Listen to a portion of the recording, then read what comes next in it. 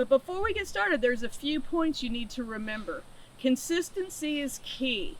I understand there is a lot of pressure for the volunteers to try to get every dog out, but the most important thing is to do it correctly, take your time. With these consistent practices, the dog will become more adoptable. So please, take your time, focus on the animal, take it slow, take a deep breath. Please remember, these are shelter animals, and even though this is a fabulous facility, these dogs are still under a tremendous amount of stress. These are not your family pets. So please, be extra cautious. Do not put your face near these dogs. They do not need a kiss.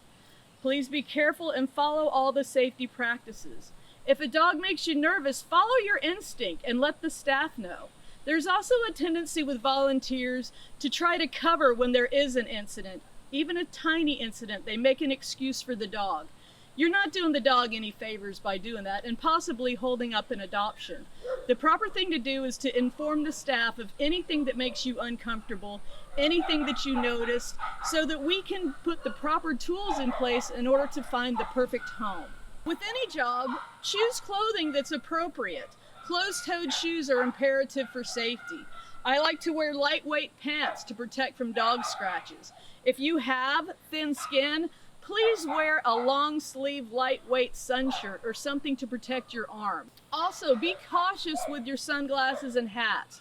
In this area, I understand the importance of protecting yourself from the sun. Just be aware that not all dogs will like the sunglasses and hats, and that could be very frightening to them. If you do notice a dog that's skittish, please report this to a staff member so that we can counter condition and teach them that sunglasses and hats are nothing to be fearful of. Again, consistency is key. Make sure you are familiar with the equipment before you enter the kennel. This is our dog walker board, and this is where you're going to find the most important information about what you're going to need when you're getting prepared to go in to start harnessing and walking the dogs. On this board, you're going to find the name of the animal and what kennel it's located at. So this is Kennel 5. As you look on the property, you'll see that the kennels are numbered on the outside of what building they're in. When you walk inside, each kennel has a number 1 through 5. They start, the closest to the gravel road is 1, and then it goes back to 5. So as you can see, it'll give you the name of the animal. This is Lovey. Lovey walks with a martingale only, which means she doesn't have a collar. This will tell you that Penny, she's very sweet, but she's also timid. So it'll give you some information about the animals and their behavior if you need to know that they might be something different. If an animal is in red, they might display just a few different behaviors that are not typical for easy walking animals. So they might be extra hard to walk, they might pull real hard, they might have aggression issues with the leash, they might not like other animals, they might be timid. Some of the other animals that are in green might also display some of those same characteristics, but they're not as pronounced and they don't need to be as addressed. On the bottom, this is going to be our play yards. So this is going to be play groups that we have already set up for the animals. Anybody that's already on here can go in a play group. We don't allow anybody to do play groups and make them up as you go by yourselves. That's going to be a staff only thing that will work with volunteers on the process of that. In this box is where we'll have harnesses. So if a dog doesn't have a harness, and this is where the staff will come to help get them sized. This is where we have the leashes. So before you go into the kennels, you'll want to make sure that you'll grab a leash. You can either use the same one for every animal or switch it out. Before you go in to pick an animal that you'd like to walk, we have our magnets. And what you're going to do is you're going to put a magnet on the outside by the animal. What this does is this allows other volunteers to know that you have that dog out. It's either in a play group or on a walk, and then this way they know the dog's not missing. So this is, we have a first out, last out, and the way that is most of the dogs that we come in, we don't technically know if they are house trained or not. Some dogs, as they are here for a little bit, we notice they either are holding their bathroom, so we have a first out, last out program. The first out is for in the mornings when the dog walkers get here at the very beginning. Those are going to be the animals that you're going to take out first. So you can see we've got Ruby, Hardin, Clover, Red, and Susie are on the list. So they will go out first. This way they can go to the bathroom. And then at the end of the day, the second dog walker shift, these will be the last dogs that go out. So they will go out last. So when you come in, you'll walk all of the other dogs, then you'll go to these guys last, because this way it's going to give the least amount of time between the time they're going to the bathroom at night and then the time they go to the bathroom in the morning. But here at Alaqua, we take in all sorts of animals. We do take in animals that are heartworm positive, and we treat the heartworm positive animals at the facility.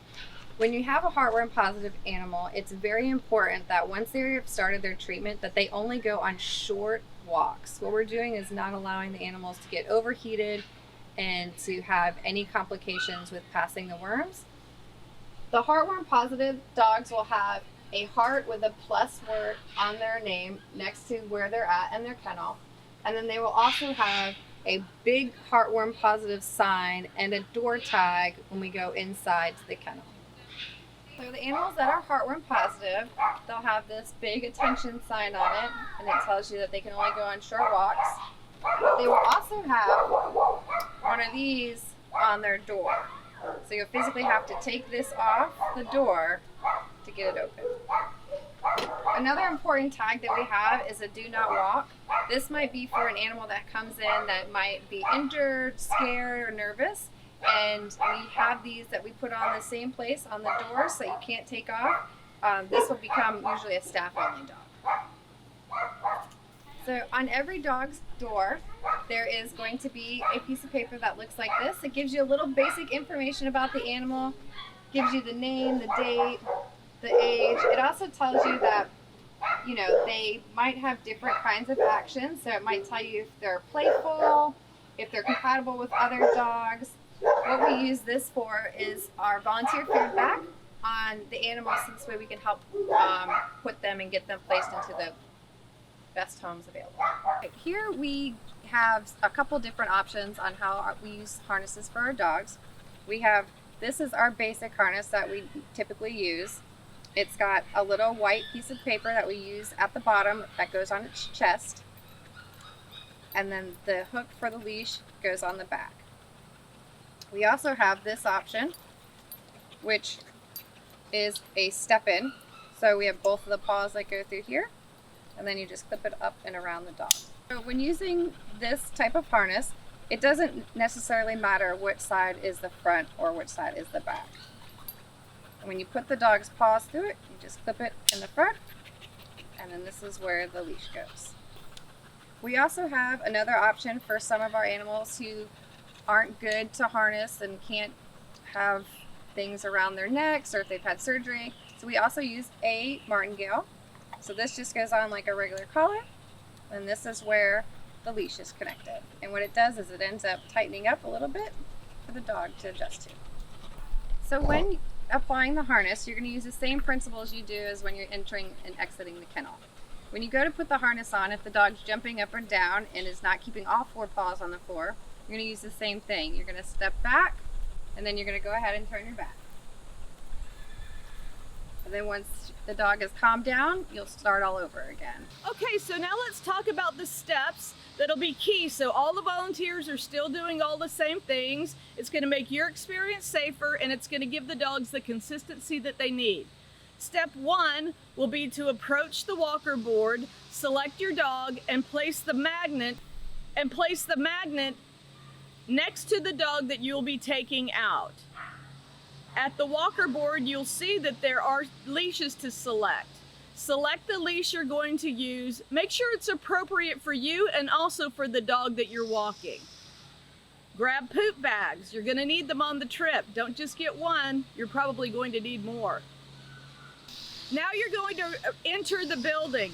But before you do so, please look in the window and be sure that there are no other volunteers or other dogs loose. Open the door slowly, and then go into the building to the kennel that the dog you're going to walk is living. Once you enter the building, find the harness that's appropriate for your animal, and then go to the gate where your animal is living. Remember to follow the steps. Be sure that the dogs are calm before you open the kennel. If you're having trouble with them jumping, take a few steps back, freeze, maybe even turn your back to give the animal a chance to regroup. Do not open the kennel until the dog is calm. This may take a while. That's okay. The key here is to develop more adoptable dogs.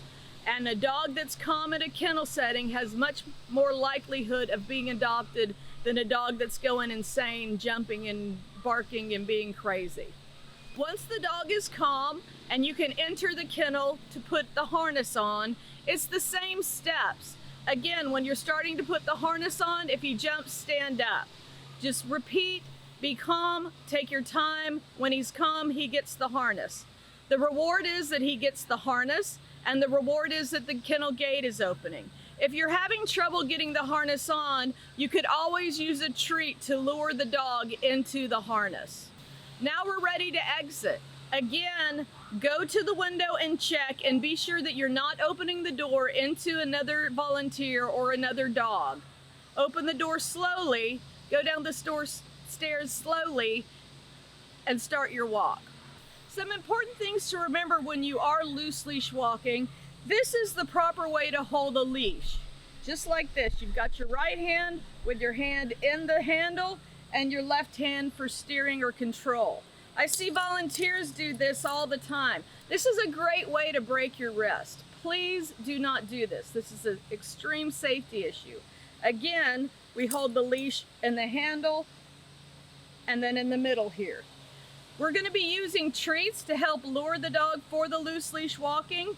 So if it's more comfortable, you could hold the leash like this when you're delivering the treats, or the handle like this and deliver the treats with your other hand. Whatever's more comfortable for you. The important thing is that if you are delivering a treat, you're delivering it at the level of the dog every 5 to 10 feet. And then we'll move where we build distance where they're not getting as many treats. If the treat is too high, your dog is going to jump. If the treat is in front of your body, the dog's going to cross. So a treat that's been delivered correctly is going to have a dog walking alongside you. We're looking to have a J in the leash where it attaches to the dog. That's a loose leash. This is not a loose leash. In the beginning, you're not gonna, it's going to take time, but be patient and take your time with these animals because studies have shown dogs that walk well on a leash are very easily adopted. And that's our main goal, to get these dogs a home. The purpose of loose leash walking is so you can safely walk an animal to prevent injury to yourself or the dog. Remember, this is not a heel. You're not expecting the dog to stay at your side for the entire time. You're also going to have to take into consideration that they do need time to sniff and to relieve themselves. So the exercise, give yourself a break. Try to walk delivering the treats for a minute or two and then relax and let the dog sniff, go to the bathroom, enjoy himself. Be careful not to get into close proximity of other dogs. This can lead to aggression and leash frustration because the dogs can't come close to each other. Be sure and pay attention when you see another dog approaching, veer off to another angle so that the dogs are not meeting head on head.